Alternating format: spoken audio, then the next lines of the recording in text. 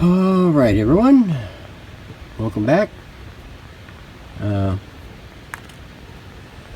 We have been doing a little something this afternoon and dealing with the heat as best we can. It wasn't that bad out here. I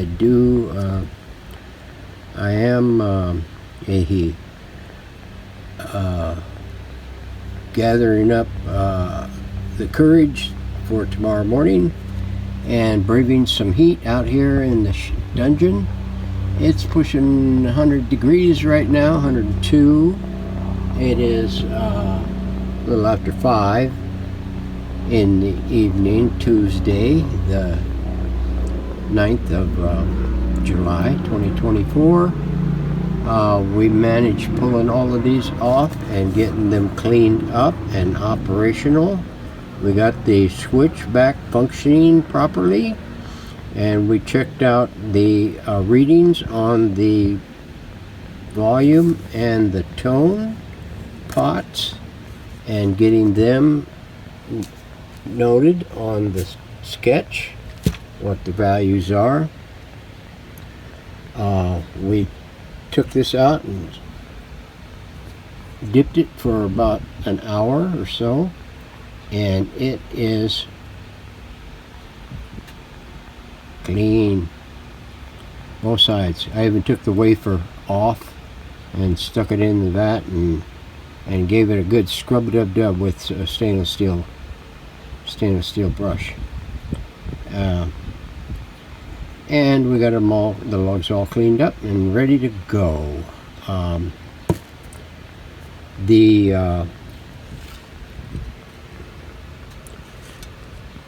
Let's see if we can get some light here so that we can see what we're doing. That is a 1/2 watt resistor. I have 1/4 watts, but I don't know if a 1/4 watt will be able to handle that. It might. I'm pretty sure it probably could. But a 1/2 watt works in there good, and so I figured I'd put it in there and not have to come back and do it again. That chingy thing right there is open. There is no value at all on that thing. It reads open, open, open. So it's a good thing it was pulled and dealt with now.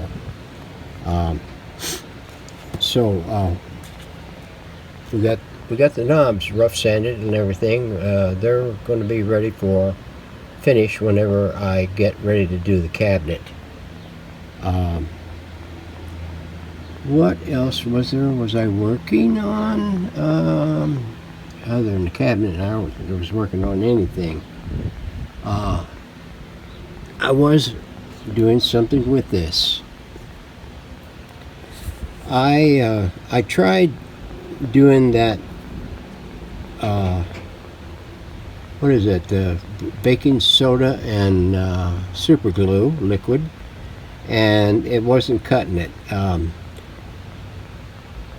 It takes too long to build up from one end of this thing to the other end. You can't just form it and cap it on one end and dump shit in there and then put the super glue on top of it. You have to go in there with layers, like an onion. So I did get 1/2 of it pretty much on its way, but the other 1/2, when I started drilling it, it would break and chip and everything else. So I decided to go ahead and encase it, take it out 1/2 the way, let the other 1/2 stay like it was. It was solid, and then go over this, fill this 1/2 with more of this with this JB, and then coat the whole entire thing in about 3/32 of an inch.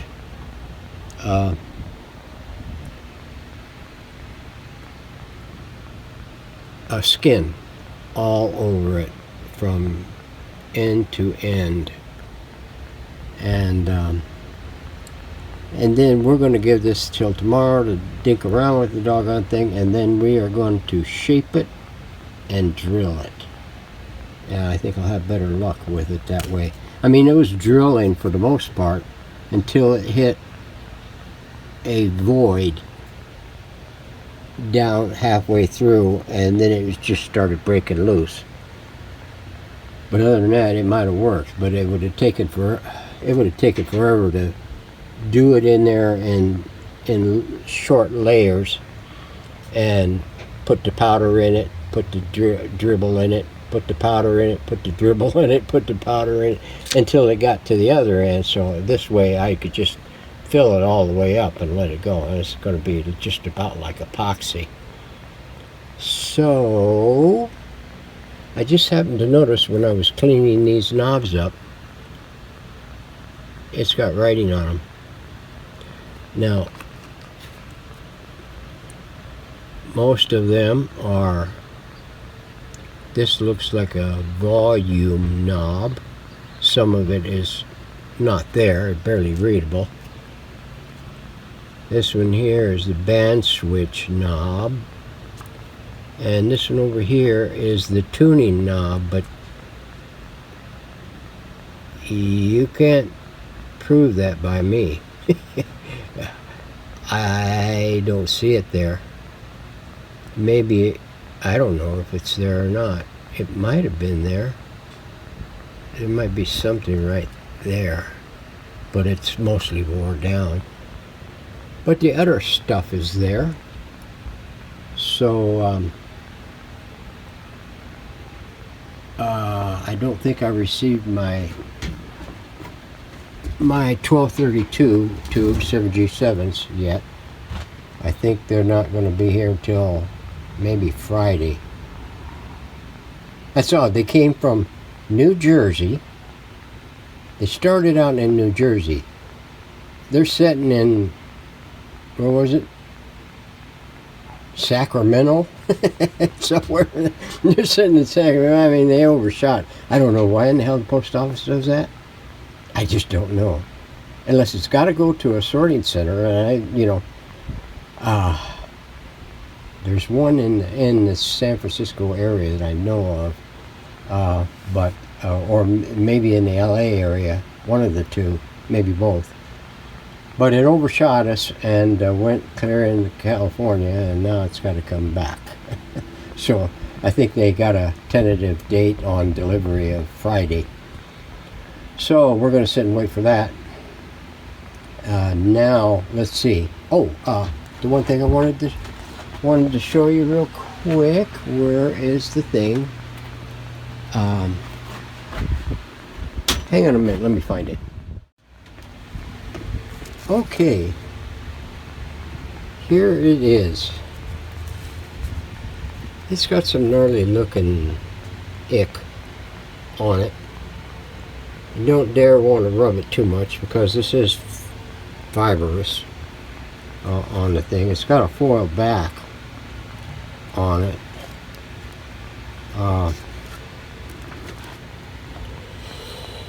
But now this stuff over here on the edge, I don't think it's going to show. Maybe a lot of this right here may not show either, and down this edge. But I mean, it's very difficult to get it off, or to get it diminished to a point without rubbing the graphics off of it. So like I said before, I put it in my scanner and scanned it up and put it in my AutoCAD, and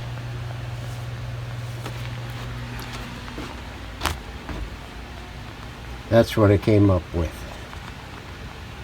Sorry for the reflections. So yeah, I think that's going to do all right. We're going to put a a cardstock backing on the thing to get it stiffened up. All this is gold foil on a paper back. Gold foil on a paper back. I also have this in a foil, like this, on a paper back.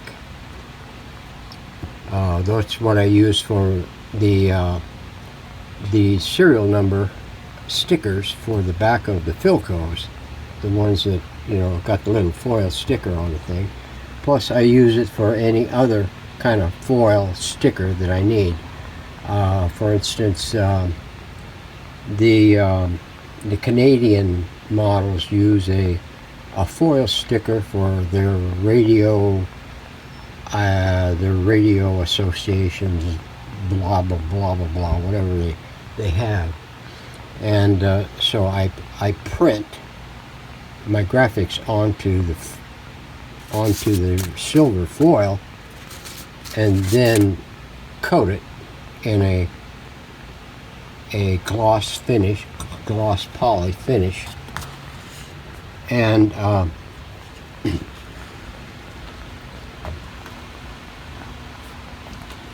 and then that way I cut them out and stick them on the chassis. Those are mostly for the Canadian radios that I do from time to time. Once in a while I might opt to buy or to purchase a Canadian RCA or a Canadian model radio that has broadcast and shortwave, and just to have something on the shelf as a go-to whenever I run low. Right now I've got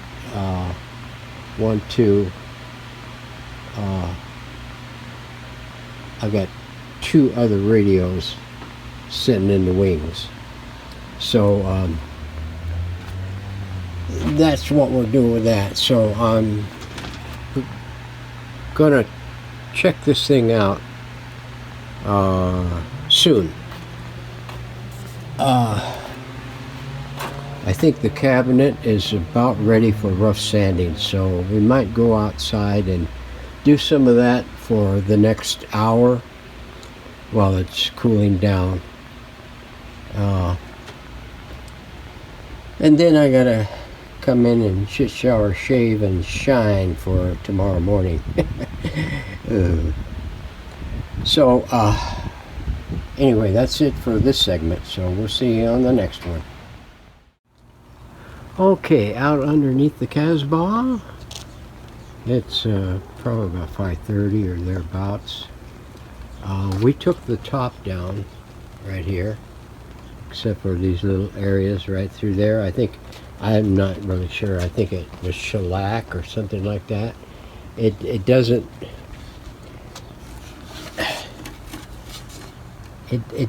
look too good. I can't believe people would use a Gojo and something like that in that bad a condition and try to schmooze it out and put some Murphys on it. I mean, that just I use this here. This here is a 50 grit. It's pretty gnarly. I know some people would eke at that, but don't go gung-ho on it. Keep it light. Let it take out all the crud off the surface, and then go to a less coarse, like a 120 or a 220 or a 180 or something like that. I mean, I've got all kinds. I used the sponge originally on it. Notice that I do have some along the edges here that are still lacking there. That's by design. I don't go over, because a lot of people, when they go too far, their they start to shave this at an angle then, and it looks weird. So I keep me a block where I can push it beyond the edge of the thing up to about 2/3 of the way there, and so I can still keep it flat. I move this to there, and then I go on it again, and I do that for all the sides. So let me go ahead and work this the rest of the way, and then we'll be back. Alright, I've got this pretty much sanded down. I decided to go ahead and take the full finish off top and bottom. I mean, it just not worth saving for the amount of work that you wind up having to avoid doing because you're going to mess it up anyway. So we got the top, remember, we got this side up to there, and we got this into there. We got all of the front and the bottom, top and bottom, and now we've got this end. And what I wanted to run by you real quick was, I got my block and my 50. You see the stuff here, I've taken all of that off. So what I wanted to show you was, let me put this right in here. I'm going to go ahead and sand this down here.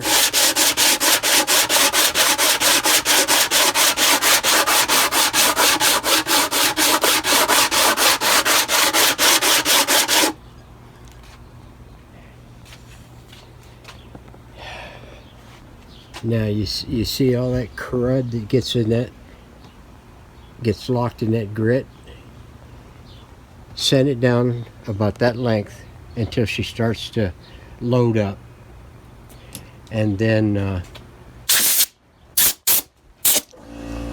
give it a spritz, get it clean, and do it again, and keep doing that, because when it starts loading up like that, all you're doing is heating it up, and it's going to stick to your pad. So keep the pad clean.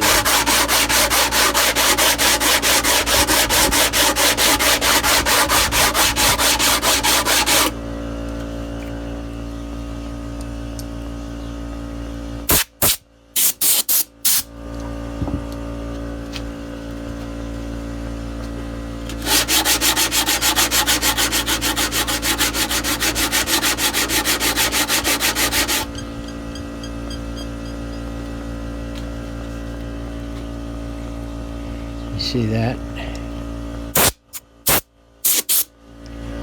When it loads up that bad, you're not sanding anything anymore.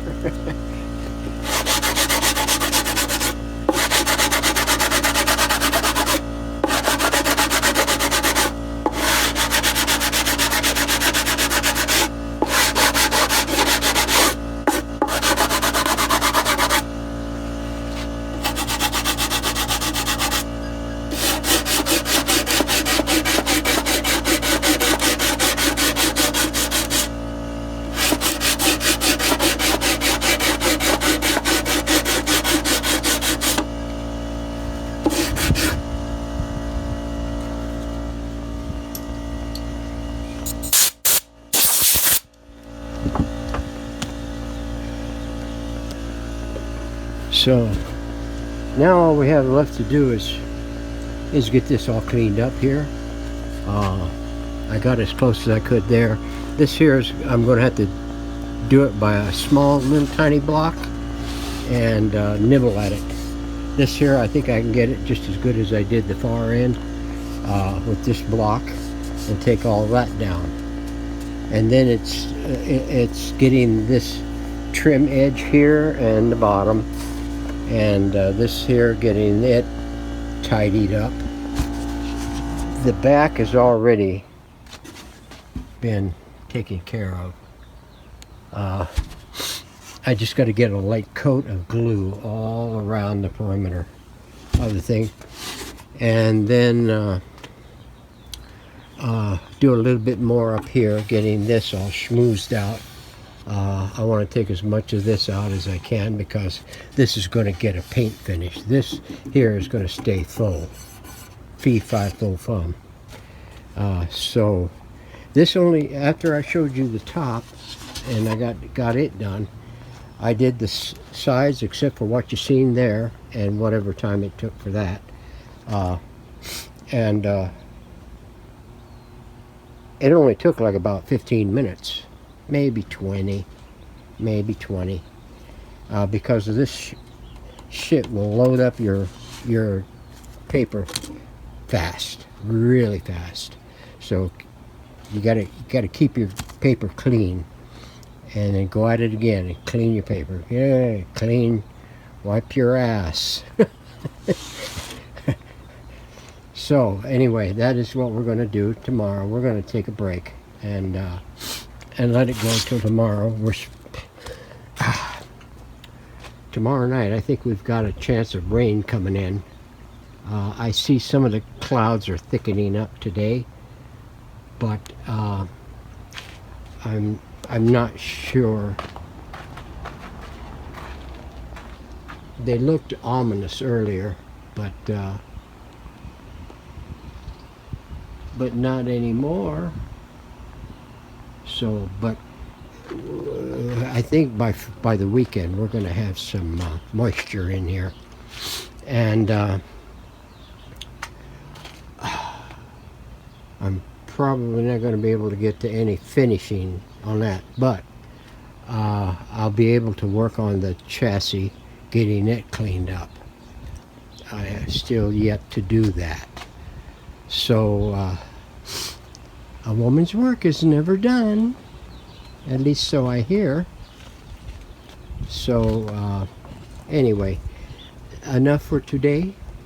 We'll see you again possibly in the next couple of days after I get my bladder deflatulated and rinsed. So thanks for watching. Thanks for your comments, and if you're new, like and subscribe and leave a comment. I'll get to you. Catch you on the next one. Thanks, folks.